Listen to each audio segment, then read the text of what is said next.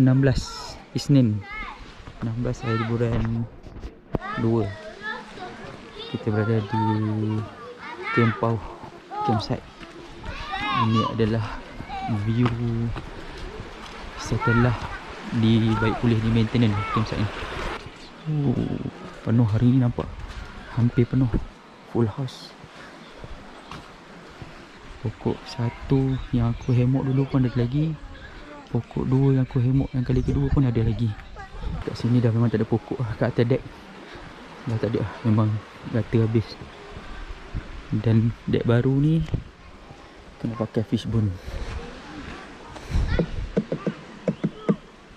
Tapak yang kita aim dari dulu nak set up hemok, tapi tak dapat. Oh, dah tak ada lah pokok. Tapak C1 dulu ada satu pokok sana, satu pokok kat dalam. Oh, dah tak ada dah.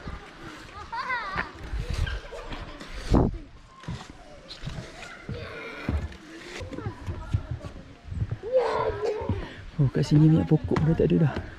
Clear. Memang atas deck dah tak ada pokok. Tinggal ni je. Cantik tent ni. Tent. Tandas itu dah boleh digunakan. Dan improvement. So tak ada lah. Di sana jauh sangat. Bolehlah pakai. Tempat duduk pun dah dibersihkan. Oh, surau dah dicat warna lain. Nampaklah lebih selesa. Oh, dah dicat color. Dah tiada. Unfortunately pokok dah tak ada. Sekarang kita tengok dia punya tandas.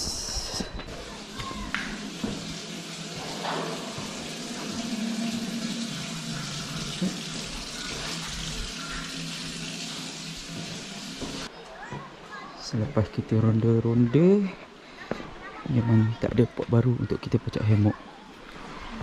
So memang recommended untuk tent je lah lepas ni.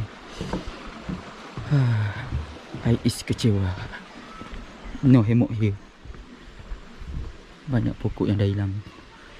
Kalau boleh satu yang aku nak suggest kat korang, tanamlah pokok. Sebenarnya boleh berhemok dan redup. Okay, bye bye.